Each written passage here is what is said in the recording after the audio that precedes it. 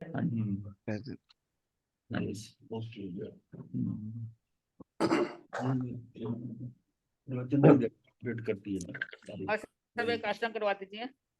हाँ जी, धारणा प्रमाण रोज निश्चय जय हमारा चल रहा है। चिंतन चिंतन ऐसा हो कि अनुभव आ जाए, अनुभव हो जाए, अनुभव हो जाए। तो इसमें हमने कल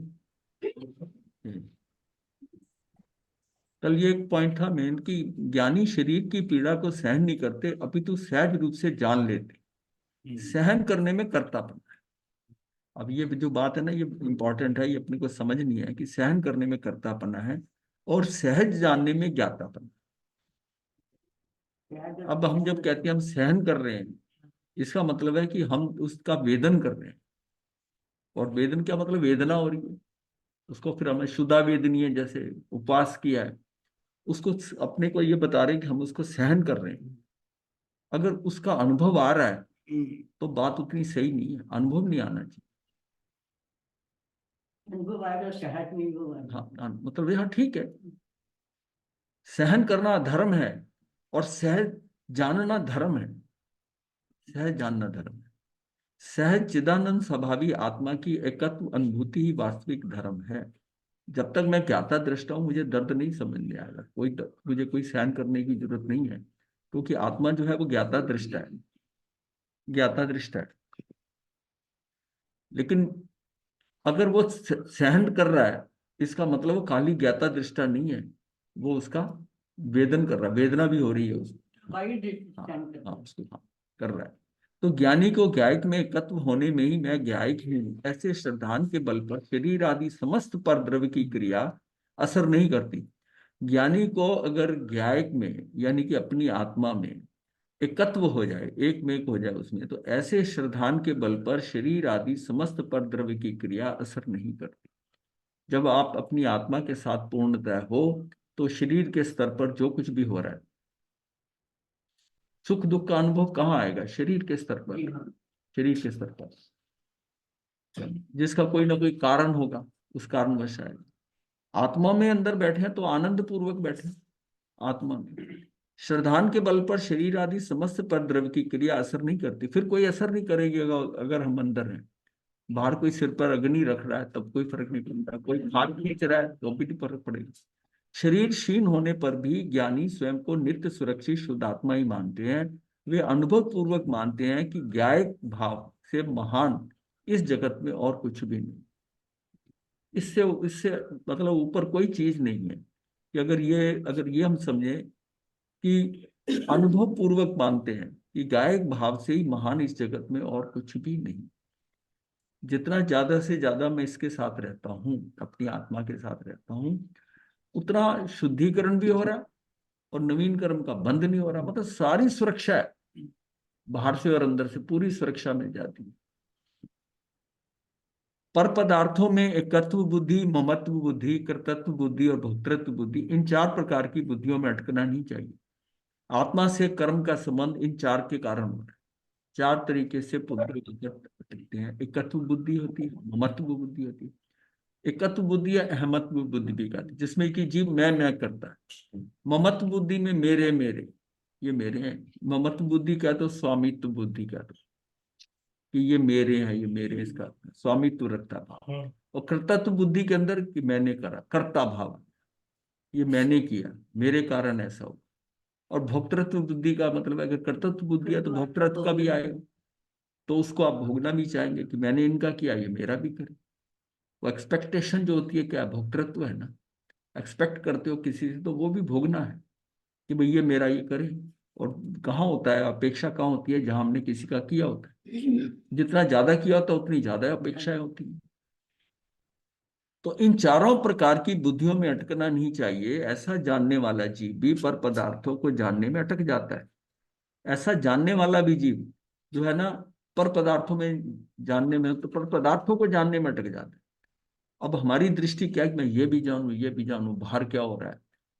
अब ये जो सिस्टम आए हैं ना, न्यूज़पेपर, रेडियो, टीवी, ये क्या है, ये सब बाहर ले जाने वाले, सारे बाहर ले जाने वाले। उस खबर का आपको क्या लेना, ये ऐसा करना है, लेकिन क्या आज सिस्टम में है वो उसको कहता है कि ये तो अवेयरनेस है, हमें पता ही नहीं दुनिया में क्या हो रहा है।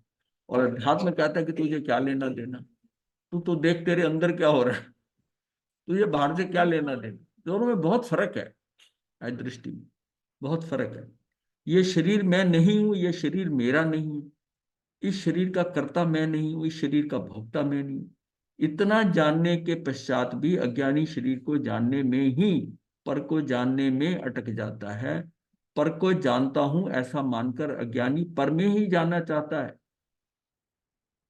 सच तो यह है कि वह पर में रुचि पूर्वक उपयोग को भ्रमित करता है। अतः साधक को इस बात पर विशेष ध्यान देना चाहिए कि पर को जानने से पहले जानने वाले को जान लेना अनिवार्य।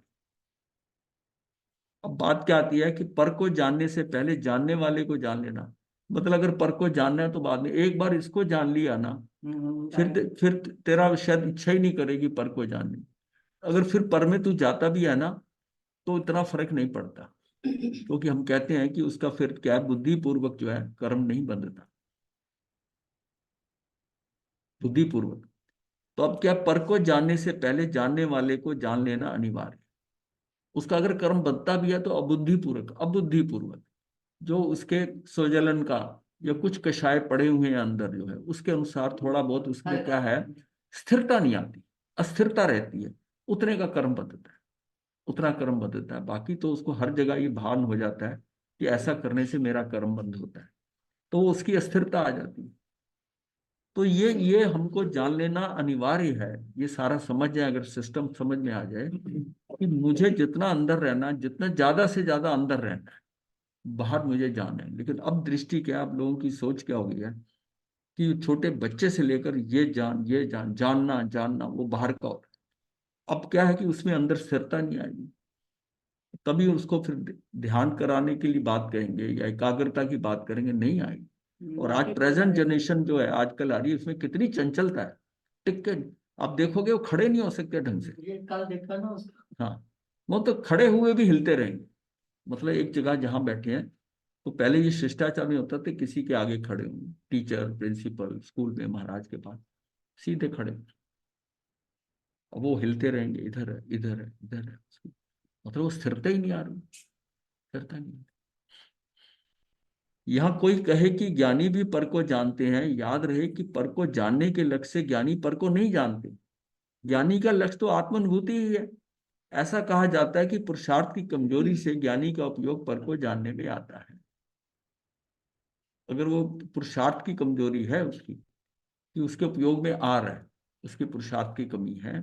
अदरवाइज ज्ञानी, ज्ञानी जो है, यहाँ कोई भी ज्ञानी पर को जानते, मतलब ज्ञानी पर को जानता है तो याद है पर को जानने से ज्ञानी पर के नहीं हो जाते, वो उसको सहज जान रहे हैं, सहज देख रहे हैं।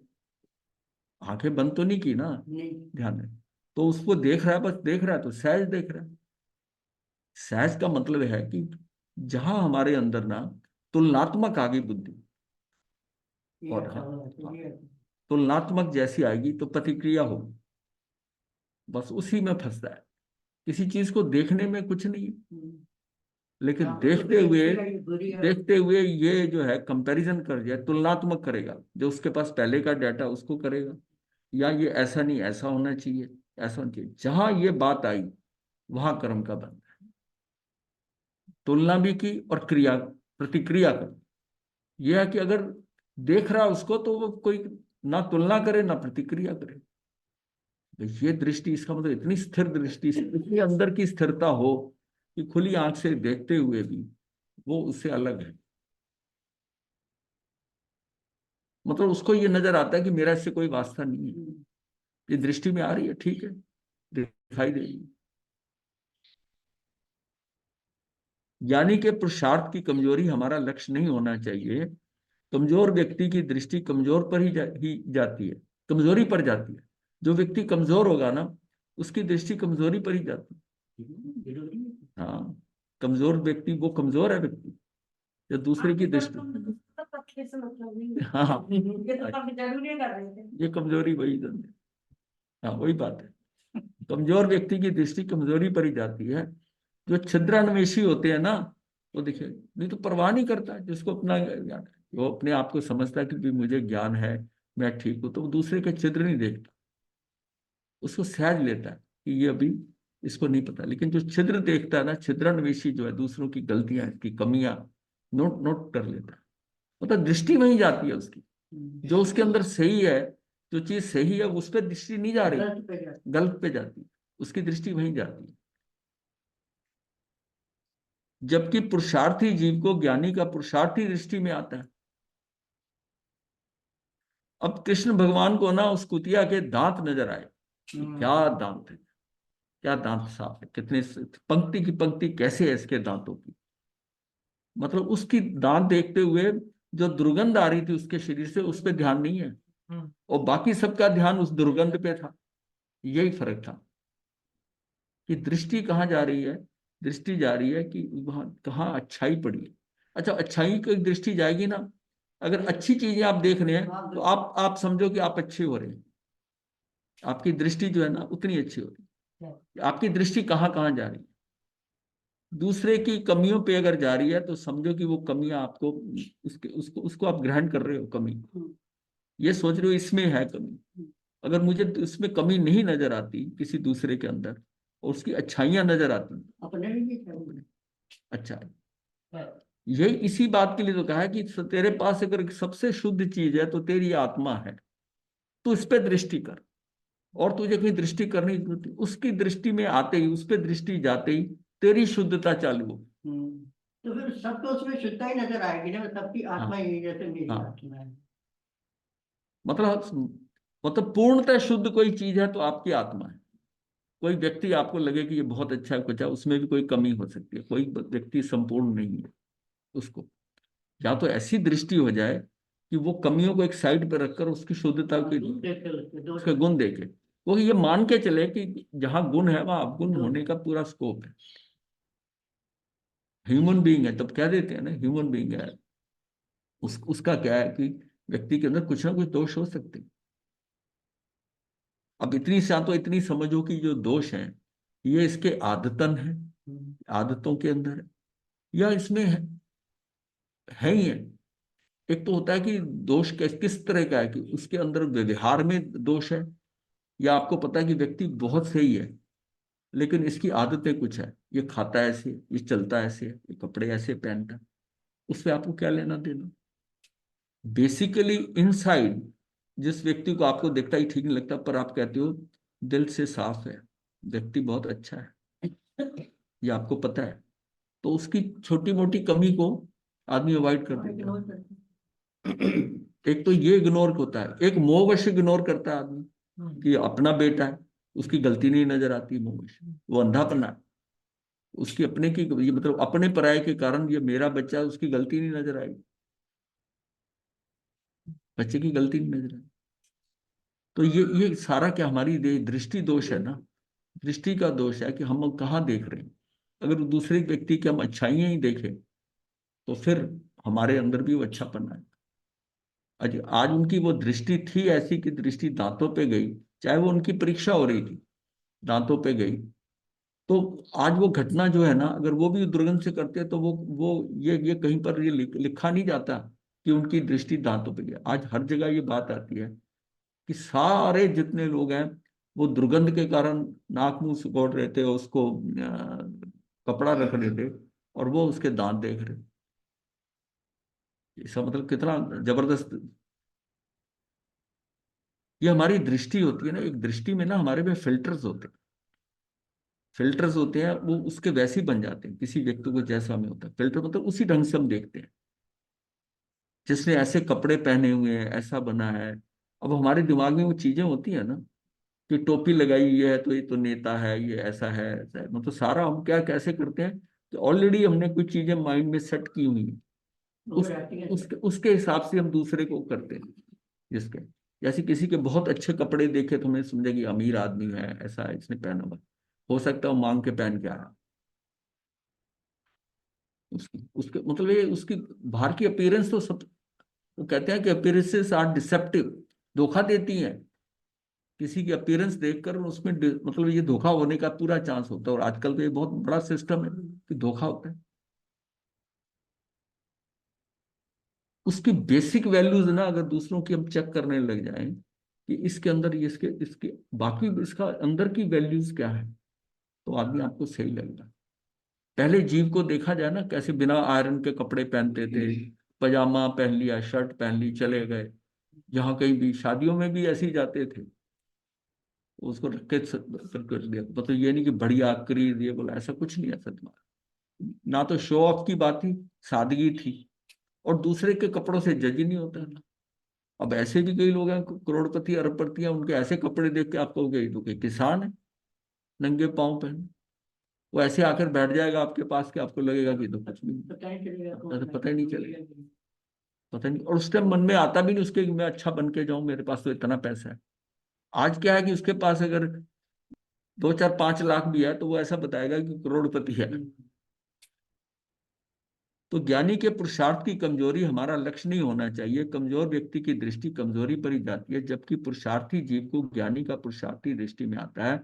साधक जीव को याद रखना चाहिए कि पर को जानना मेरा लक्ष्य नहीं है। अच्छा, मैं उसको जान जाऊंगा, मेरे को इतनी इन्फॉर्मेशन आ गई, मैंने ये चीजें देखी हुई हैं, मैं वहां घूमा हुआ हूं, उसका उसको क्या फर्क पड़ता है। बल्कि वो ऑलरेडी इतना ऑक्यूपाइड है, उसको फंसा रही है।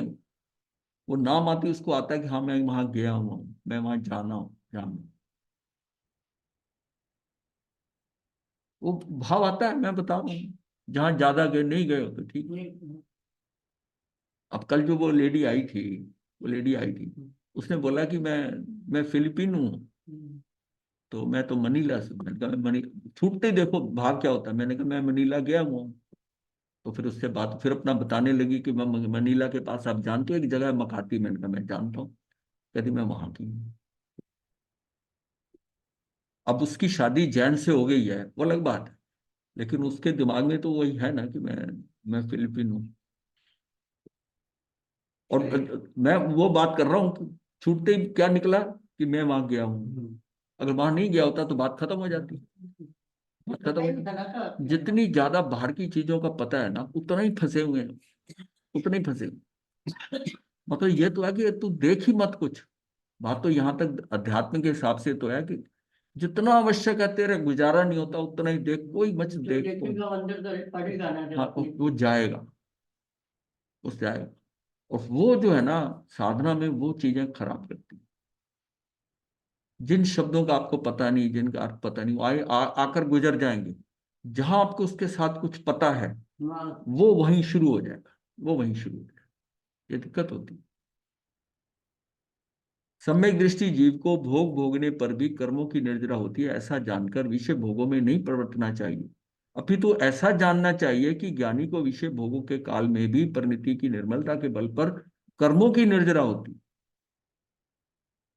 उसकी उस समय पर, अब जब हम कहते हैं कि सम्यक दर्शी के 120 प्रकृतियां कर्म बंद की हैं, उसमें 41 प्रकृतियां नहीं बंद थी, तो उसको उसी ढंग से लेना पड़ेगा। और उसके जो है बुद्धिपूर्वक कर्म नहीं बनते, अगर बंधते हैं तो अबुद्धिपूर्वक बनते। मतलब कितना बड़ा एडवांटेज आ जाता है उसके पास में कि उसके 1/3 कर्म तो बंधेंगे ही। नहीं बंधेंगे, नहीं बंधेंगे, बंधेंगे ही। मतलब वो जीव जो है, मतलब 24 दंडकों में एक तो उसके 2 दंडक रह गए, मनुष्य और उसका। अभी अगर बंध गई वो आयुष तो अलग बात है। प्लस वो विकलेंद्रीय नहीं बनेगा, एकेंद्रीय नहीं बनेगा, उन गतियों में नहीं जाएगा। इसका मतलब पचेंद्रीय बनेगा हमेशा, स्त्री नहीं बनेगा, नपुंसक नहीं बनेगा। ये सारे पहले गुण स्थान में, ये सारी चीजें जो हटती हैं पहले गुण स्थान के अंदर, 16 प्रकृतियों से बचाव हो जाता है।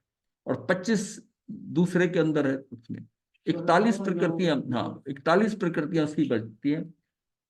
मिश्र के अंदर कोई बंद होता नहीं है, मिश्र स्थिति के अंदर तीसरे गुण स्थान के अंदर। तो ये जो है, इसका मतलब ये है इसकी 41 प्रकृतियों का बंद हो गया। और अगर वो श्रावक बना तो 10 और हो जाएंगी, 5वें 6ठे गुण स्थान के ऊपर से सीधा दीक्षा ले ली उसने, तो 61 प्रकृतियां निकल गई। 120 में से 61 का बंद नहीं होगा। कितना फर्क है। कितनी महत्व। हाँ, इसीलिए ना उसकी स्थिति इंप्रूव हो जाती है। उसकी स्थिति इंप्रूव हो जाती है कि उसको, जिसको ये कहा जाता है कि ज्ञानी को विषय भोगों के काल में भी परिणति की निर्बलता के बल पर, क्योंकि उसका परिणमन जो निर्बलता के बल पर कर्मों की निर्जरा होती है, जिसको हमने एक वर्ड बताया था व्युत्पत्ति। व्युत्पत्ति मतलब होता है कि 41 कर्मों की व्युत्पत्ति। व्युत्पत्ति का मतलब कि वहां तक तो बंद है, वहां से बाहर नहीं है। वो पहले पहले गुण स्थान तक वो बंधते हैं। 16 प्रकृतियां जो पहले गुण स्थान तक बनती है उसके बाद में नहीं बंधती। इसका मतलब उनकी व्युत्पत्ति हो जाती, व्युत्पत्ति। कल को वो गिर के आता है नीचे तो फिर उसका बंद होने लग जाएगा। मान लीजिए चौथे से गिरा जाकर सब, इसके बाद में दूसरे के होते हुए दूसरे गुण स्थान से वहां पहले पे आ गया, तो व्युत्पत्ति हुई है। मतलब जब वहां से निकल गए तो उससे बचाव हो गया, वहां आ जाएगा फिर चालू हो जाएगा। परिणति की निर्मलता का आधार त्रिकालिक ध्रुव गाय की है, अतः गाय का आश्रय लेना ही कर्मों की निर्जरा का मूल कारण है। कर्मों की निर्मला का मूल कारण है गाय का आश्रय लेना, यानी अपनी आत्मा में स्थिर हो जाना ही कर्मों की निर्जरा का मूल कारण है। मतलब मोस्ट सेफेस्ट जगह जो है ना वो ये है कि अपनी आत्मा में रहे, चाहे बंद आंखों से रहे चाहे खुली आंखों से रहे। त्रिकालिक ध्रुव आत्मा की निर्विकल्प अनुभूति से पूर्व आत्मा के चिंतन का स्वरूप जानना अति आवश्यक है। त्रिकालिक ध्रुव आत्मा की निर्विकल्प अनुभूति से पूर्व आत्मा के चिंतन का स्वरूप जानना अति आवश्यक, क्योंकि वह आत्म तत्व विचार रूप चिंतन ही अनुभूति रूप परिणमित हो जाता है। मुझे सारा पता हो आत्मा का, ये जो हम आत्मा आत्मा करते हैं इतना बता रहे हैं, उसका रीजन ये है कि जब वो स्थिति आती है ना तो उसको आत्म तत्व का पता हो। देखिए सारा काम किस पे होना है, निर्विकल्प स्थिति को। निर्विकल्प स्थिति मतलब कोई आकुलता व्याकुलता नहीं है, निर्विकल्प हुआ। अब वो जो घटित होगा तो उसको ये पता है कि आत्मचिंतन, वरना वो स्थिति आएगी भी ना उसको कुछ पता ही नहीं चलेगा। तो आत्म तत्व विचार रूप चिंतन की अनुभूति रूप परिणमित हो जाता है। वो अनुभूति रूप होता है, जो चिंतन उसको जो जाना हुआ है उसने, उसको वो अनुभूति रूप परिणमित हो जाता है। मतलब जिसकी थ्योरी पड़ी हुई है उसका प्रैक्टिकल जब होता है तो तभी आपको पक्का होता है कि अच्छा ये जो हमने ये पढ़ा था ना वो ये है, इसके कारण। वो थ्योरी तो उसको पता होनी चाहिए ना, नहीं तो उसको पता ही नहीं चलेगा, पता ही नहीं चलेगा क्या है। तो ये जो है ना इसका मतलब ये कि इसके बारे में चर्चा करते करते करते, लेकिन सबसे पहले कि हमें छूटना है बाहर से। आत्मा आत्मा करते रहेंगे तो काम नहीं होगा। जो जीव तत्व विचार के काल में उत्पन्न होने वाले शुभ विकल्पों से संतुष्ट नहीं होता, उन विकल्पों को भी अपना स्वरूप नहीं मानता। जो जीव तत्व विचार के काल में, तत्व विचार के काल में उत्पन्न होने वाले शुभ विकल्पों से संतुष्ट नहीं होता, उन विकल्पों को भी वो अपना स्वरूप नहीं मानता, वह जीव उन विकल्पों से भी छूटकर परम शुद्ध निर्विकल्प अनुभूति को प्राप्त होता, उसमें भी नहीं अटकता। उन विकल्पों को भी वो अपना स्वरूप नहीं मानता, ये भी विकल्प है। मतलब क्या है कि शुभ विकल्प आते हैं जी, और उससे भी संतुष्ट नहीं होना। उन विकल्पों को भी अपना स्वरूप नहीं मानता, वह जीव उन विकल्पों से भी छूटकर परम शुद्ध निर्विकल्प अनुभूति को प्राप्त हो। समाधि तंत्र में पूज्य पाद जी एक जगह बताते हैं कि तुझे तुझे नक्शा मिल गया, तुझे नक्शा मिल गया, खजाने का नक्शा मिल गया, लेकिन तुझे उस नक्शे को देखकर तुझे उस स्थान पे जाना होगा। वो किस दिशा में है खजाना कैसा, उस नक्शे को देखकर उधर ही जाना होगा, और फिर वहां जाकर जो उस नक्शे में बताया गया वैसी खुदाई करनी होगी। जब खुदाई करने लगेगा तो उसकी खुदाई करते करते उसमें कई चीजें बहुत बढ़िया निकलेंगी। जैसे, और उसमें मान लिया सोना निकला है, कुछ निकला है उसमें, उस पे अटकना नहीं, अटकना नहीं। अब क्या है, किसी को कुछ दिखाई दे जाता है, कुछ ऐसे किसी को रंग दिखाई देते हैं, रोशनी दिखाई देती है, मुझे तो रोशनी दिखाई दी, मतलब वो उसकी साधना में वो खोजने में उसको कुछ ना कुछ नजर आ जाता है, होता है। ये ऊपर का कचरा ही होता है, पर उसमें अटक जाता है, उसमें अटक जाता है, उसमें अटक जाता है। फिर नीचे से गहरा खोदता है तो सोना निकलता, कहता है इसमें भी मत अटक, तू उसको खोदता जा, खोदता जा। जब करते करते खोदना बंद हो जाए, कुछ रहे ही नहीं खोदने के लिए, तो वो जो सामने नजर आएगा ना वो तेरे वो हीरे जवाहरात होंगे। वो एक्चुअल में क्या होगा, तू स्वयं में ही वो होगा।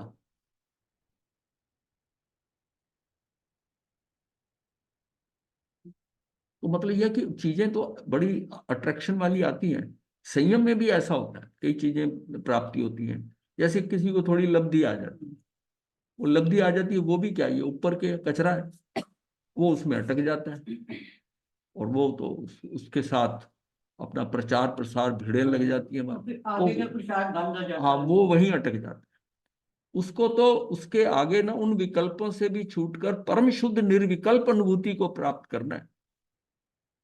वो भी जो शुभ है ना, वो भी विकल्प ही है, ऊपरी विकल्प है, उसको छोड़ना है। तो ये बात समझ में आ जाती है कि जब जब कुछ करोगे आप ना कुछ तो प्राप्त कहीं ना कहीं कुछ होता है। जब होता है तो उसमें अटकना नहीं, उसमें अटकना नहीं है। तो तत्व विचार करते समय ये बात अवश्य याद रखनी चाहिए कि भाव से भीग कर किया हुआ तत्व विचार ही आत्मा की निर्विकल्प अनुभूति तक पहुंचता है। भाव से भीग कर,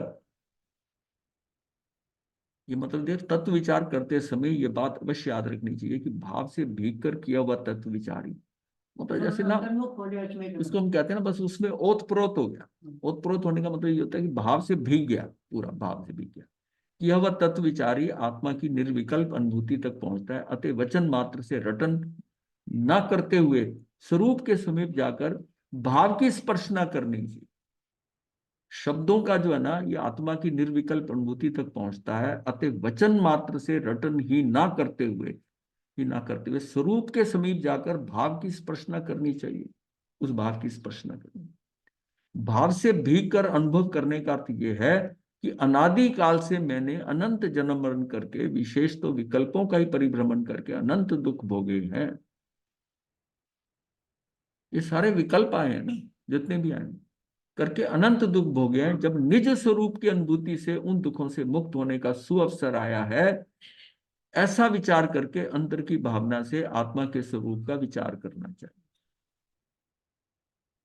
मतलब ऐसा विचार करके अंतर में भावना, भावना से आत्मा के स्वरूप विचार करना है।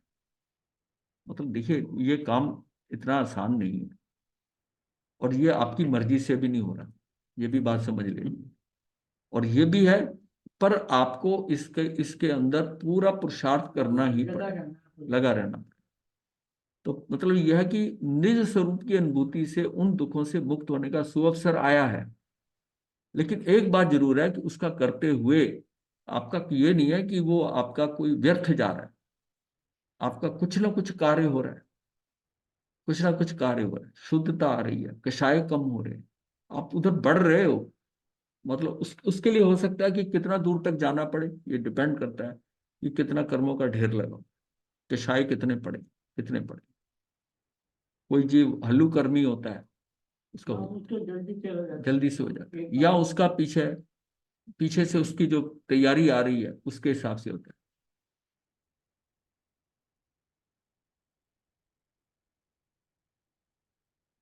मतलब ऐसा विचार करके अंतर की भावना से आत्मा के स्वरूप का विचार करना चाहिए। जब चिंतन अनुभूति में परिणमित हो जाता है, तब अनादि काल से जिसकी एक क्षण के लिए भी अनुभूति नहीं हुई थी, ऐसे ऐसी भगवान आत्मा, अब यह ना जैसे अनुभूति शुद्ध, भगवान कह दिया, भगवान आत्मा का शुद्ध स्वरूप अनुभव में आता है। जब चिंतन अनुभूति में परिणमित हो जाता है, चिंतन करते करते अनुभूति होने लगी, अनुभूति में, तब अनादि काल से जिसकी एक क्षण के लिए भी अनुभूति नहीं हुई थी, एक समय के लिए भी जो वर्तमान में नहीं ठहरा था, ऐसे भगवान आत्मा का शुद्ध स्वरूप अनुभव में आता है। आत्मा का चिंतन करते करते जगत के क्षणिक पदार्थ दृष्टि अगोचर होने लगते, दृष्टि से हटने लगते, दिखाई नहीं देते। मतलब आत्मा का चिंतन करते करते जगत के क्षणिक पदार्थ, जगत के क्षणिक पदार्थ ये दृश्य गोचर होते हैं, ज्ञान में से विस्मृत होने लगते हैं। वो चीजें भूलने लग जाएंगी, ज्ञान में से विस्मृत होने लगते हैं। तो अब आपका सिद्ध अट्रैक्शन कहाँ होगी, आकर्षण कहाँ होगा, आत्मा के साथ होगा। आपको लगता है कि भाई मुझे तो बहुत खजाना मिल गया, तो वो क्या, वो ज्ञान से विस्मृत होने लगता है। जब कोई कोई चीज ऐसी बढ़िया मिल जाए जो पुरानी चीजों से, तो पुरानी चीजें भूल जाता है। हम्म? पुरानी चीजें आउट ऑफ माइंड हो जाती, जब तक वो नई अच्छी बढ़िया नहीं मिली थी तो पुरानी ध्यान में रहती, पुरानी ध्यान में रहती, वो बड़ा याद होता है। अब कोई नई चीज मिल जाती है, वो उसको वो ठीक लगती है, बाकी चीजें धीरे धीरे देखेंगे विस्मृत हो जाए। काय की जागृति बढ़ते बढ़ते क्षणिक जगत में उपयोग हटकर अपने स्वरूप के विचार में स्थिर होने लगता है। बस यहां तक कि जिस माँ को ये पता है कि बेटे की शादी करी, अब तेरे साथ उसका जो इंटरेक्शन था अब धीरे धीरे कम होगा। अगर वो दुखी होती है, इसका मतलब वो समझदारी नहीं है, उसको पता है कि अब इसका एक नया रिश्ता हो गया है। अब उसके बाद उसके बच्चे हो गए, वो बच्चे भी उसकी उसकी अट्रैक्शन और हो गई। हाँ, फिर पत्नी अब से भी काम हो जाता हाँ, है, बच्चों पे जाता हाँ, अब वो माता पिता ये समझते हैं कि हमें इग्नोर कर रहा है। बात इग्नोर की नहीं होती, वास्तविकता ये है कि अब उसका उसकी उसकी दृष्टि का डिवीजन हो गया। हाँ, और उसमें प्रायोरिटी जो प्राथमिकता वो किसी और एंगल पे हो गई है। अब आप उसकी प्राथमिकता के वाली स्टेज पे नहीं हो। अब आप आपकी स्टेज जो है ना वो नीचे नीचे होगी। और ये समझ में आ जाए तब भी संतुष्ट है इस है। बात। नहीं तो दुखी। नहीं तो ज्यादातर दुखी होते हैं। और फिर उसका दोष किस पे लगाते हैं? पराई लड़की में। हाँ, उस पे दोष लगता है। और फिर उससे क्या होता है, सारा जो है ना वो घर के अंदर, हाँ, सारा माहौल बिगड़ जाता है। अगर ये रियलिटी को समझेंगे, ये वास्तविकता है, ये ऐसा होना ही है, तो कोई दिक्कत नहीं। न्याय की जागृति बढ़ते बढ़ते क्षणिक जगत में उपयोग हटकर अपने स्वरूप के विचार में स्थिर होने लगता है। ज्ञान की शुद्ध पर्याय द्रव्य स्वभाव का आश्रय लेती है। मतलब ज्ञान की शुद्ध पर्याय, इसका मतलब वो सीधी जो पर्याय है वो सीधा शुद्ध पर्याय हो। कैसी? मतलब शुद्धता पे चलेगी। नहीं, पर्याय तो अंदर, क्योंकि द्रव्य शुद्ध है।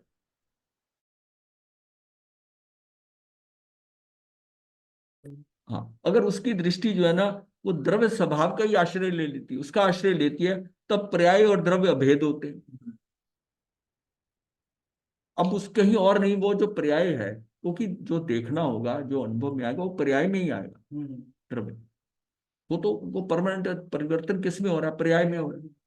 वो जो पर्याय इस समय की आई है, उस पर्याय के अंदर उस पर्याय वो उसकी दृष्टि कहाँ पर? अगर उसकी दृष्टि जो है द्रव्य के ऊपर चलेगी, अपनी आत्मा पे चलेगी, तो सही है। तो सही, तो कार्य हो जाएगा। ज्ञान की शुद्ध पर्याय द्रव्य स्वभाव का आश्रय लेती है, तब पर्याय और द्रव्य अभेद होते हैं। वो पर्याय भी कहाँ से आई है? वो उसी में से आई है ना।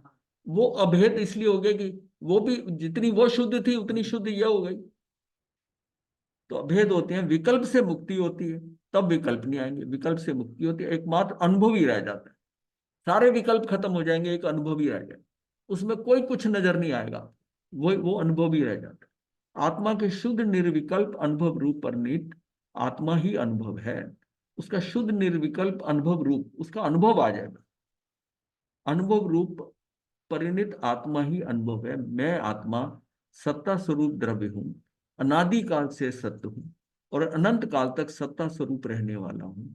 अनादि अनंत नित्य मेरा अस्तित्व, अनादि अनंत नित्य जानना जानना मेरा कार्य है। मैं आत्मा ही जानने वाला हूं, मैं आत्मा जानने वाला ही हूं। जानने जानने रूप परिणमित होने पर भी जानपने में स्थित रहने वाला ज्ञान स्वभावी आत्मा में, मतलब जानने जानने रूप परिणमित होने पर भी जानपने में स्थित रहने वाला वो ज्ञान स्वभावी आत्मा मैं ही हूं। जानपने के अतिरिक्त राग आदि भाव रूप विकल्प आदि में मेरा अस्तित्व है ही नहीं।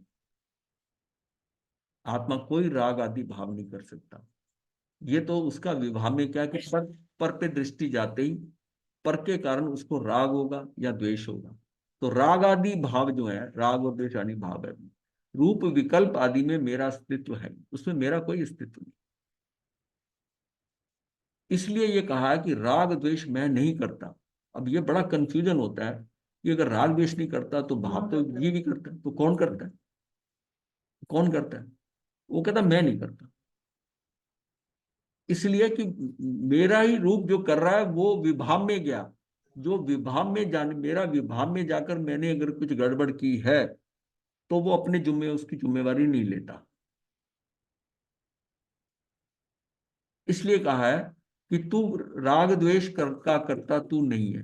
अब ये बहुत बड़ा कंफ्यूजन आता है कि जड़ तो राग द्वेष कर नहीं सकता, कर मैं रहा हूं, और ये कह रहा मैं कर नहीं रहा हूं, मैं नहीं कर रहा हूं। तो ये बात है कि अब जो है ना, जब स्वभाव में है तो वो कहता मैं हूं, मेरी सत्ता है। अगर तू विभाव में जाकर ये करता है सारा, तो फिर तू जान तेरा काम जाने, मैं शुद्ध का शुद्ध हूं। है जी? क्या हो गया? दूसरी नजर में देखे जाए तो पार्शियलिटी होगी ये तो। हाँ ठीक है, वो कहता हाँ अपना, फिर जब मैं स्वभाव में तो मैं हूँ। हाँ ठीक है, वो कहता मेरा मैं हाँ मैं स्वभाव में हूँ। अब तू विभाव में अपनी कमजोरी के कारण गया है, तो ठीक है, वो मैं नहीं हूं। महाराज ये तो व्यवहार में निश्चय नहीं का फर्क हो गया ना। हाँ हाँ, बिल्कुल सही समझ रहे हो, बिल्कुल ठीक है आपने। लेकिन जो बात है, बात तो व्यवहार में ही पड़े हुए ना।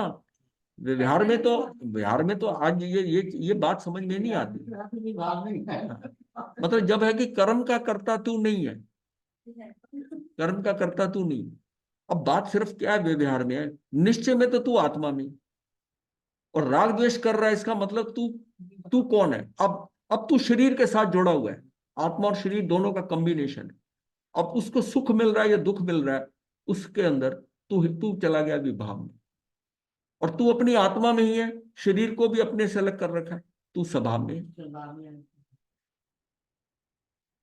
स्वभाव में मैं हूं, लेकिन मैं उस शरीर के साथ मिलकर तब मैं अपने को मान रहा हूं। तब आप कहते हो कर्म का कर्ता मैं, क्योंकि कर्म का कर्ता मैं, क्योंकि हाथ पांव मेरे नहीं, मैंने ही काम किए हैं ना, मैंने ही सब कुछ किया है। वचन से बोला हूं, करा है, सारा किया है। तो जब मैं इसको कंबाइंड समझ रहा हूं अपने आप को, तब मैं समझता हूं कि इसका तो करने वाला मैं हूं। और दोनों का भेद, इसको जरा भेद करके देखो।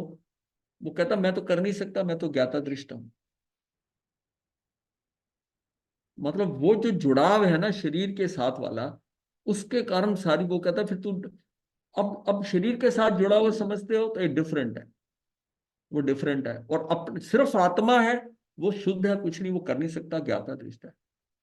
इस शरीर के कारण अब उसमें वो सारी चीजें जो आ रही हैं, अब आप अगर उसको, शरीर को अपने साथ मिलाकर अपने को सोच रहे हैं कि मैं वो हूं, तो फिर कर मैं रहा हूं, तब हम कहते हैं कि मैं कर रहा हूं, राग द्वेष मैंने किया।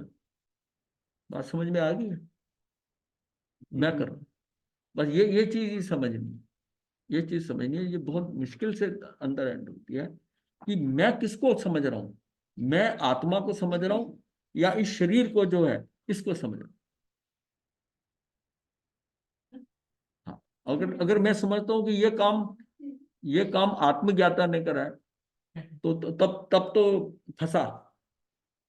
और जो आत्मा है, मतलब उसका तो कोई नाम है नहीं, नाम किसका है? शरीर का, शरीर का नाम है। तो ये सिर्फ मैंने किया, मैंने ये किया, ये जो कर्ता भाव है ना, ये कर्ता भाव उड़ाना इसी से ही है। तू करता, तू नहीं करता है। तू जो कर रहा है वो शरीर के साथ जब एक में कंपोजिट होकर जो हो रहा है ना, वो तू अपने आप को समझ रहा है। तू वो नहीं है वास्तव में, क्योंकि वो तो यही छूटना है। और हम क्या शरीर के साथ इतना एकमेक हो गए हैं कि जो शरीर के द्वारा हो रहा है, वो उसको हम समझते हैं ये तो मैं कर रहा हूं। फिर कौन कर रहा है? अरे तेरी आत्मा नहीं कर रही है, ये इसके साथ मिलकर ये कर। विपिन जी, क्लियर हो रहा है ना? बिल्कुल क्लियर हो रहा है। ये तो हमें रोज अपने आप को संबोधित करना पड़ेगा। हाँ और जी, ये करना सिर्फ बिल्कुल मनुष्य जरूर। पर्याय में ही कर सकते हैं महाराज जी। हाँ हाँ जी। हाँ है ना, ये आप कहना चाहते हैं ना महाराज। हाँ, रोज हमें कहना पड़ेगा अपने आप को, डू अपने दिस आप को। डू दिस, जैसे पिक्चर डू में ये विलेन वो। का रोल होता है ना, हाँ। तो विलेन जो है ना, वो तो उस समय तो विलेन है, बाद में तो बड़ा शरीफ बंदा हो। तो ये बात अगर अंदर हमने ना, ये अंदर इसको, इस बात को इतना गहराई से पुष्ट कर लेना अपने को कि ये मैं करने वाला नहीं है। ये बात बड़ा कॉन्फिडेंटली, मैं आत्मा हूं। ये शरीर के साथ मिलकर ये जो कॉम्बिनेशन बना है ना, ये सारा गलत काम अगर करता है तो ये करता, मैं नहीं करता। वो अपने ऊपर दोष नहीं ले रही आत्मा, वो कहती मैं तो शुद्ध हूं, सदा शुद्ध हूं, शुद्धि रहूंगी। मतलब जीव भी नहीं करता, अजीब भी नहीं करता, सजीव कर रहा है। हाँ वो, हाँ बिल्कुल, वो जी जी जो, सजीव कर रहा है। हाँ वो कर रहा है, वो कर रहा है। जो कॉम्बिनेशन है जड़ और, नहीं करता होगा तो जड़ भी कहता मैं नहीं करता, वो जीव मैं भी नहीं कहता मैं नहीं करता। करता, तो सजीव कर रहा है। हाँ वो कर रहा है। क्लियर हो गया हाँ ना? कि वो उसको मैं अपना समझ रहा हूँ, मैं समझू नहीं, ये मैं नहीं हूँ, ये मैं नहीं हूँ। तब आपको ये नजर आएगा कि राग द्वेष मैं नहीं करता। अब जब हम कहते हैं जानना जानना मेरा काम है, मैं ज्ञाता दृष्टा, मैं ना सोचने वाला, ना बोलने वाला, ना करने वाला। ये जो सोचने बोलने करने वाला है, ये सारा ये शरीर जो सजीव जिसको आप कह रहे हो, सजीव। हाँ, वो ही करने वाला है। मैं आत्मा, मैं तो ज्ञाता दृष्टा, मैं तो अरूपी, मैं कुछ कर नहीं सकता, कुछ नहीं, अमूर्त, मैं अमूर्त। मैं तो सिर्फ जान सकता हूँ, क्योंकि ज्ञानी मैं हूं, ज्ञानी मेरा, तो मेरा ज्ञान से मैं जान रहा हूं। कि जड़ भी जैसे कहते हैं मैं भी नहीं करूंगा। जड़ कर नहीं सकता, जड़ कर जड़ करता नहीं, जड़ कर नहीं सकता, कर नहीं सकता। वो कर नहीं सकता, वो करता नहीं। वो तो जड़ तो एक्चुअल में हमारे झांसे में आया हुआ है, हमारे झांसे में आया हुआ है। वो अच्छा, हमने उसको फंसा लिया है, लेकिन फंस तो अल्टीमेटली हम रहे हैं। और जब तक ये कर्म नहीं छूटेंगे, शरीर नहीं छूटेगा। और सारा काम ही क्या है कि अपने को तो ये ऊपर का निकालना है, माल निकालना है। ये जो कंबाइंड पत्थर है ना, उसको तराशना पड़ेगा। वो जो बाहर का कचरा हटाओगे तो मूर्ति निकल आएगी अपने आप, तो मूर्ति निकल आएगी।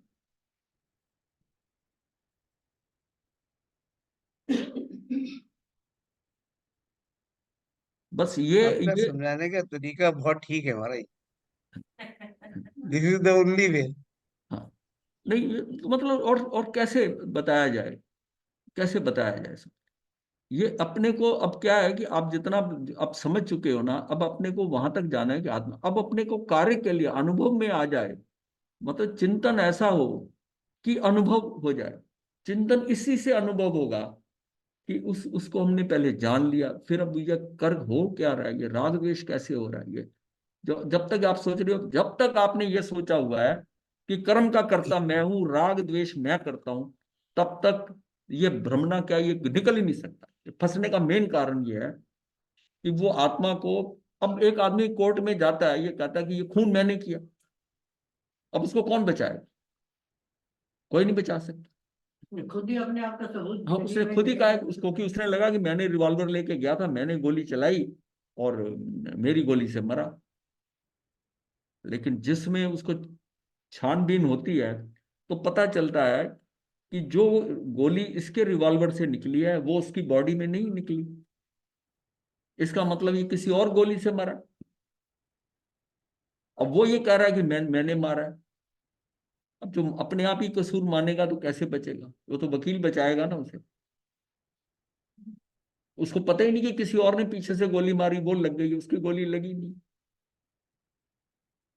इसी तरह ही हमें लगता है कि ये मैंने किया, और मैं मुंह से बोलता हूं इस बात का, ये मैंने किया, बहुत पक्का ये हो मैंने जाता किया, है। ये घर मैंने बनाया। जो चीज नहीं बिकी उसको भी कहता मैंने की थी। जब मैंने की कहता है ना, उसका सारा दोष अपने जुम्मे ले रहा है, और इसलिए फंस रहा है। अगर ये समझ में आ जाए कि कर्म का कर्ता मैं हूं नहीं, करता नहीं हूं, करता नहीं हूं तो भोगता नहीं हूं, फिर भाव नहीं आएगा। और राग द्वेष का मैं नहीं करता, बस ये चीज अंदर से समझ में आई, ये बिल्कुल अलग हो जाए। तब उसको फंडामेंटली समझ में आएगा कि राग द्वेष का करता मैं कर नहीं सकता राग द्वेष। ये बिल्कुल वैसी है जैसे नशे में व्यक्ति या कहता है, वो कहते हैं भी तूने ऐसा ऐसा बोला, ऐसा ऐसे करा, कहता हो सकता है नशे में कर दिया। और अब उसको, अब बिना नशे के है, तो अब उसको ये नजर आ रहा है कि मैं तो ऐसा बोल ही नहीं सकता। अब वो अपनी सेंसेस में है, बेहोशी में नहीं। इसका मतलब उसमें जो हमारा प्रमाद है, जो हम जा रहे हैं, वो हमारा नशा है। हम इतना एक में हो गए उस नशे के अंदर, उसमें कि उसमें वो जो कुरीतियां हो रही हैं, जो हमारे से विकृतियां हो रही हैं, उसको जब सेंसेस में आता है तो उसको समझ आती है ये तो मैं कर ही नहीं सकता था, ये कैसे हो गया। इतना आत्मा पे, अपनी आत्मा पे इतना ज्यादा विश्वास कि ये ज्ञाता दृष्टा है। अपनी आत्मा भी, मैं कह रहा हूं ना, ये समझाने के लिए कह रहा हूं, अपनी आत्मा भी नहीं हम कह सकते। इसका मतलब हम दो हो गए, आत्मा अलग और मैं अलग है। मैं ही, ये सिर्फ भाषा समझाने के लिए होती है, मतलब मैं ही, मतलब आत्मा ही मैं हूं ना, कोई दो तो अलग है नहीं। तो आत्मा जो है वो सिर्फ अमूर्त है, एक घन पिंड है आत्म प्रदेशों का। ये कुछ नहीं कर सकता, बिल्कुल शुद्ध रहता है। कुछ इसमें ऐड नहीं हो सकता, कुछ उसमें से निकल नहीं सकता। फिर ये सब, ये ड्रामा कैसे हो रहा है? ये सारा, ये बाहर का ये जो जड़ है इसके साथ मिलकर, अब ये जो इसकी फॉर्मेशन है, ये सारी इसलिए हो रही है। देखो प्रॉपर्टीज कितनी चेंज चेंज होती है। मेरी प्रॉपर्टीज चेंज हो रही है, क्योंकि अगर मैं आत्मा इधर से लूं, इधर ये आत्मा पड़ी है, इधर जड़ जड़ पदार्थ है। जड़ पदार्थ मतलब ये शरीर का सारा, शरीर आदि, राग आदि, द्रव्य कर्म आदि, ये सारे जड़ की ढेरी है। ये आत्मा एक है पड़ी हुई। अब उनको दोनों को जोड़कर एक चीज बनती है। वो प्रॉपर्टीज इसकी वाली आत्मा वाली प्रॉपर्टीज नहीं है। ये इधर जड़ की जो प्रॉपर्टीज है, जड़ भी जो है वो शाश्वत है। जड़ को भूख नहीं लगती, जड़ को आहार नहीं चाहिए। जड़ का चेतन नहीं है, उसको आहार नहीं चाहिए, कुछ चिंता नहीं है, उसने कोई भाव नहीं करना, कुछ नहीं करना। तो जड़ क्या है? उसको सोना भी नहीं है, नींद नहीं लेनी है, अब सब है। अब जब इसका कॉम्बिनेशन आया आत्मा के साथ, तो आत्मा की चैतन्य के कारण जो द्रव्य प्राण है, 10 द्रव्य प्राण है, वो उसमें इसके साथ मिक्स हो रहे हैं, प्राणों से मिक्स हो रहा है, चेतन के प्राणों से ही मिक्स हो रहा है। कॉम्बिनेशन तो वही है। भाव प्राण उसके अपने हैं। भाव प्राणों में कुछ नहीं हो रहा है। जो उसके द्रव्य प्राण है, द्रव्य प्राण इसलिए कहा कि वो प्राण जो है पुद्गल के साथ जा रहे हैं, इसलिए द्रव्य हो गए, द्रव्य प्राण कह दिए। अब वो शरीर को, इंद्रियों को, सबको कंट्रोल कर रहे हैं। और इसकी हम एग्जांपल देते हैं कि जैसे हाइड्रोजन ज्वलनशील है, ऑक्सीजन जो है जलने में सहायक है।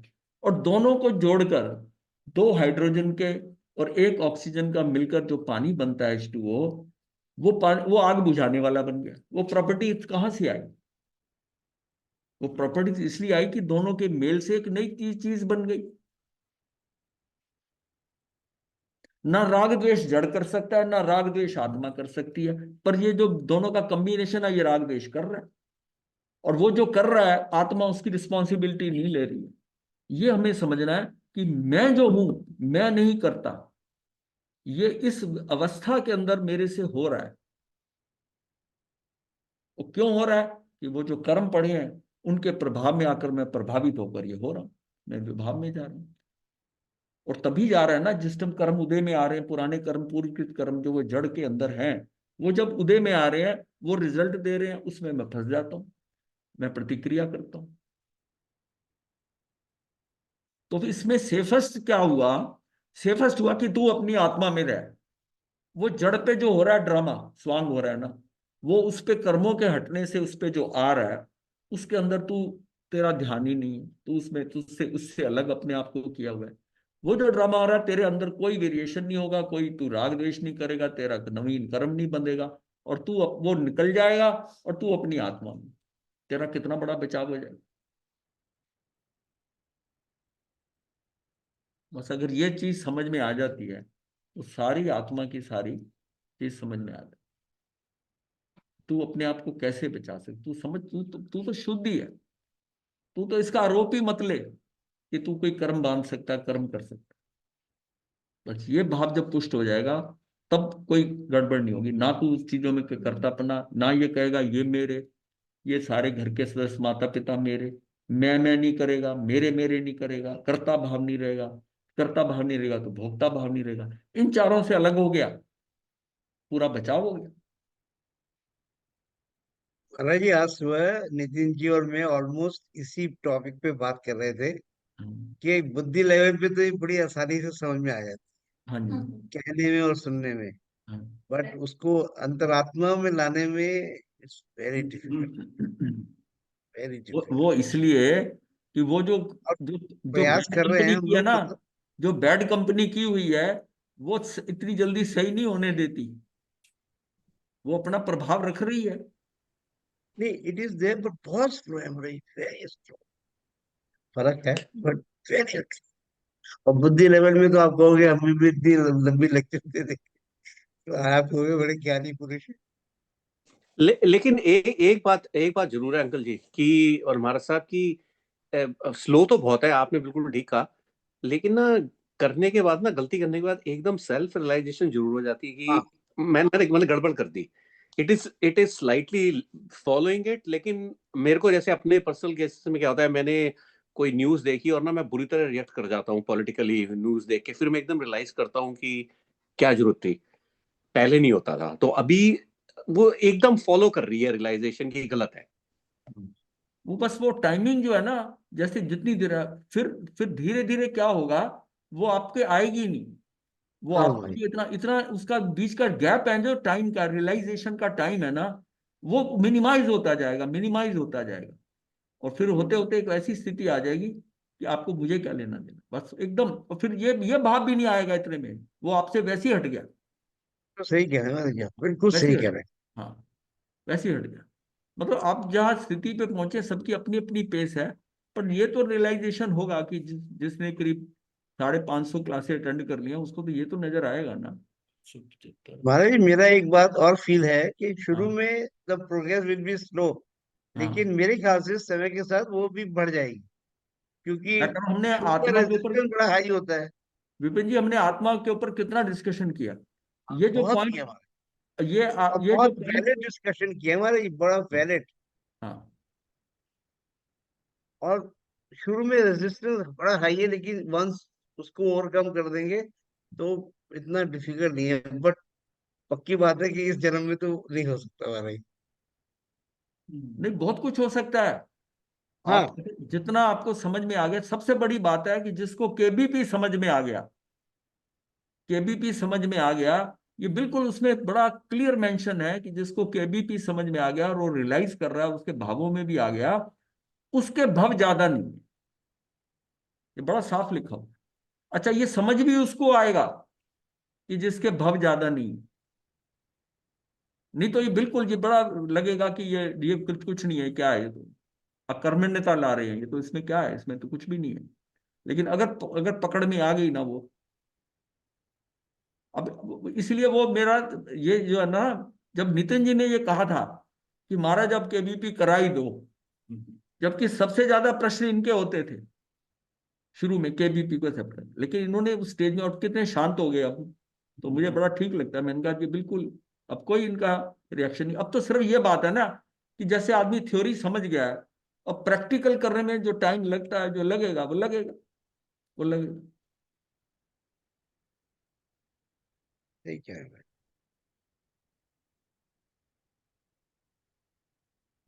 नितिन जी, यही स्थिति है ना। महाराज जी बिल्कुल ठीक कह रहे हो आप, 100%। हाँ।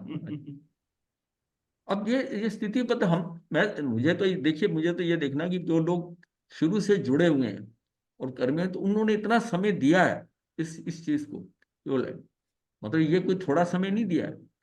2 साल हो गए। हाँ, आज दो, एक दिन में दो- आठ आठ 2 साल हो गए हमें यहाँ आए को, कल ही महीना है जी। और 22 मई से शुरू करा हमने। मतलब 22 दिन कम है, 2 साल, मतलब पूरी क्लासेस हुई, बीच में शिविर वगैरह हुई है, तब वो उतने में क्लास नहीं हुई। इतने 575 हो गई। 575 78 हो गए। हाँ, 75 तो ठीक है। आज डाली है उन्होंने आज। हाँ, तो मतलब इतनी क्लासेस अटेंड करने में, मतलब हम ज्यादातर सब्जेक्ट दो बार भी कर चुके हैं। अब ये दूसरा बार पूरा रोटेशन चल रहा है, लेकिन इस बार अब जो है ना, पहले इस तरह एक्सप्लेन इसलिए नहीं कर रहा था, बहुत भारी लगता आपको। जैसे केबीपी कितना भारी लगता था शुरू शुरू में, लेकिन वो द्रव्य गुण पर्याय के अंदर करते करते, वो समझाते हुए द्रव्य गुण पर्याय वो सारा आ गया। और 6 महीने बाद इन्होंने कह दिया, तो मैं वही चीज में वेट कर रहा था कि इनको समझ में, मतलब बात पकड़ में आ गई थी। वो स्टार्ट वहीं से होता है, स्टार्ट वहीं से होता है कि केबीपी समझ में आ जाए, तो आपके अंदर जो बाहर के चीजों से जो स्थिरता आती है, जो सब आता है, अब वो दोष आप अपने पे नहीं, आपको लगता है कि मैं ड्राइवर नहीं हूं, ये गाड़ी तो अपने आप चल रही है, जहां भी जा रही है ठीक है, जा रही है, मुझे क्या लेना है? व्यवस्था में पड़ा हुआ है, पूरा ऑटोमेटिक सिस्टम है, चल रहा है, ठीक। अब उसमें जो प्लस माइनस हो रहे हैं, एक्सेप्टेड, स्वीकार भाव, ये चीज जब अंदर आ जाती है, फिर यहाँ से। और आज आज जो जो बताया गया ना, अगर ये पक्का हो गया, तो समझो कि पहुंच जाएंगे कहीं ना कहीं, अगर थोड़ा अभ्यास कर लें, थोड़ा अभ्यास कर लें, कोशिश करें, एक दो बात शिविर कर लें, तो है नहीं क्या हुआ। नहीं, मेरा क्वेश्चन था हाँ महाराज जी, जी हाँ जी, कि जैसे अभी आपने कहा कि बस जो चलता जाए, आप करता, मुझे इसमें थोड़ा मतलब मैंने क्वेश्चन तो नहीं, मतलब ये चीज समझ तो नहीं आती कि कर्ता भाव और जो हम अपने आप को, हम कुछ गलत काम करते हैं, मान लिया कुछ भी हाँ, गलत काम करते हैं, उसके बाद हम सोचते हैं कि हमने नहीं, हमें नहीं करना चाहिए था, या अपने प्रतिक्रमण करते हैं, जहाँ हम भगवान को हम अपनी अपनी तरफ से माफी मांगते हैं, तो ये कर्ता भाव तो है ही ना कि हमने गलत काम किया। हम ऐसे कैसे कह सकते हैं नहीं या नहीं, कि ये आप ये व्यवस्था कहे में पड़ा। गलत गलत काम, ये गलत काम हो गया, मैं जी करने वाला नहीं हूं, ये हुआ है, ये व्यवस्था में पड़ा था, ये हो गया। आप तो कर ये नहीं सकते ना, आप तो आत्मा हो। आप तो सिर्फ नहीं। अमूर्त है। देखिए आपको है, आपने क्लासेस जो है ना, ये हम्म। मतलब 50-60 भी अटेंड की होंगी।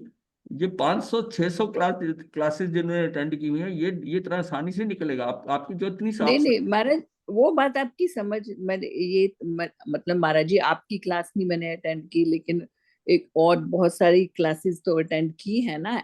ऐसा नहीं है कि मैंने और क्लासेस नहीं अटेंड की, कि क्योंकि टीवी में और गुरुजी के बहुत आते हैं, हम रोज सुनते हैं, हम 2-3 साल से सुन रहे हैं। मतलब आप हमारे दिन में 3 घंटे हमारे यही होते हैं, एक तो आपका 1 घंटा हो गया और दिन में और भी सुनते हैं। ठीक है। लेकिन ये कर्ता भाव का ये जो आप है कि वो दूसरे, मतलब हम जैसे अपने कर्म को काटने के लिए हम अपनी कुछ अंदर से माफी मांगते हैं, या कुछ अपना सोचते हैं कि कैसे हम अपने कर्मों को काटें, हाँ, कि तो उसमें कर्म तो आप काटने के वो व्यवस्था में वो कैसे वो आएगा, कर्म तो वो आप काटने पड़ेंगे ना, नहीं नहीं, आप ये सोच रहे माफी मांग के या तपस्या करके। वो तो कहते हैं कि भी आप काट अपने अपने कर्मों का, दो तरह जो डिफरेंट तरह के कर्म होते हैं, कुछ कर्म को तो हम काट सकते हैं ना, लेकिन उसके लिए पुरुषार्थ तो करेंगे ही। लेकिन हम अगर यही सोचते रहे कि भी ये तो निश्चित था, हमसे होना नहीं था, तो फिर हम माफी कैसे मांगेंगे या उन कर्मों को कैसे काटेंगे। ये थोड़ा सा कंफ्यूजन है, मतलब ऐसा नहीं कह नहीं, रही कि माफी मांगने से क्या आप उस कर्म को करना बंद कर देते हो दोबारा, एक बार माफी मांगने के बाद? नहीं। करना पड़ेगा अगर महाराज जी। हम अगर रियलाइज करेंगे तो बंद करेंगे ना महाराज अब जी। बंद करेंगे ना, वो तो बड़ी अर्ली स्टेज बता रहे हो, हम वहां से निकल चुके हैं। हम अब ये नहीं नहीं। बता रहे हैं, मुक्ति के लिए आपको ये समझना है कि आप कर्मों का कर्ता नहीं हो। ये जो आप बात कर रहे हो, ये तो अपने आगमों के अनुसार व्यवहार की बात है। जी निश्चय में आप नहीं कर सकते। जो आत्मा है आपकी, वो कैसे कर सकती है? उसके तो हाथ पांव कुछ भी नहीं है, वो तो अमूर्त द्रव्य है। आप वो हो। आप कैसे कर रहे हो? आप जो कर रहे हो वो कॉम्बिनेशन में कर रहे हो इस शरीर के साथ। जब शरीर को मेरा कहते हो, तो आपके शरीर के साथ आपने जो आत्मा का उस लिंग से करा, आप एक अब तीसरी चीज हो। मैंने बताया ना अभी, एक जड़ पदार्थ अलग है, ये शरीर आदि के वो जो पुद्गलों का है। आत्मा एक जी। अलग है, जो अमूर्त है। हाँ अब वो वो तो ठीक है। हाँ, तो वो आप आत्मा ही हो ना, आप तो आत्मा हो ना। तो इस आत्मा का तो ना शरीर है, ना हाथ पैर है, ना कुछ है। ये तो सिर्फ ज्ञान में है। ये तो ज्ञान ही आत्मा है, आत्मा ही ज्ञान है। तो ये इसके ज्ञान के अलावा, जानने के अलावा ये कुछ नहीं कर सकता। नहीं अभी, लेकिन जब भी हम अपने हम समझते हैं कि हमें पराये कर उधर ध्यान नहीं देना चाहिए, अपनी आत्मा के अंदर जाना चाहिए, लेकिन वो कोशिश तो है ही है ना, वो शरीर ही करता है ना, अपना ध्यान खींचता है, जान हाँ अपने मन को हटाता है उन चीजों से।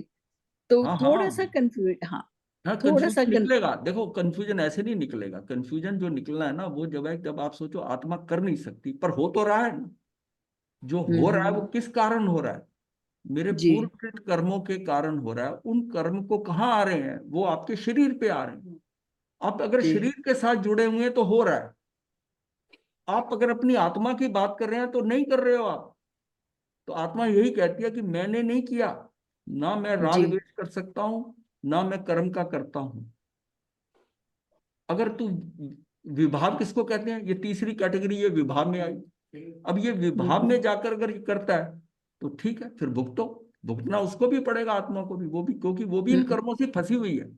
फंसी हुई है। राइट, वो वो इसीलिए भी फंसी थोड़ा हुई है। लेकिन आत्मा जो है ना, अगर आपने आपको आप बिल्कुल इसको सेपरेट करके बात करो कि आत्मा ये नहीं कर सकता, ये जो है कचरा, ये जो कचरा बाहर से लगा हुआ है, ये हटाना है। मैंने कहा ना कि मूर्ति में जो पूरी संगमरमर किया, आपने बाहर से कचरा हटाया तो तराश के अंदर से मूर्ति निकलाती है। जी आत्मा के साथ ये जो कचरा है, ये बाहर का जितना एक्स्ट्रा मटेरियल है, इस मटेरियल को हटाना है।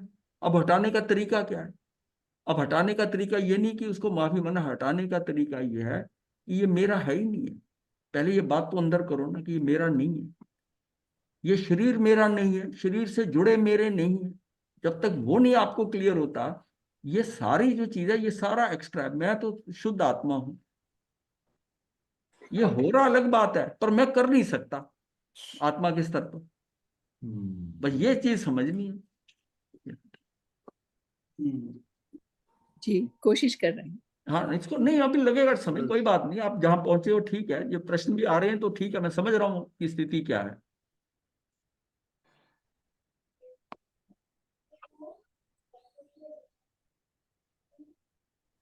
नमो हरिहंसा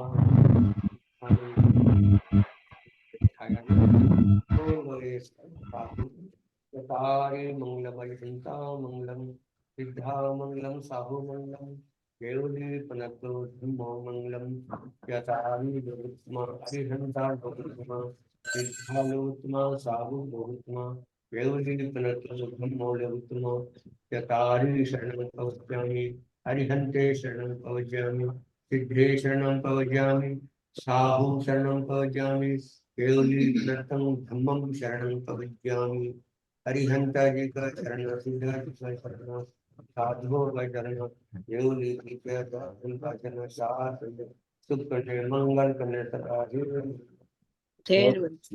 Matheo. Matteo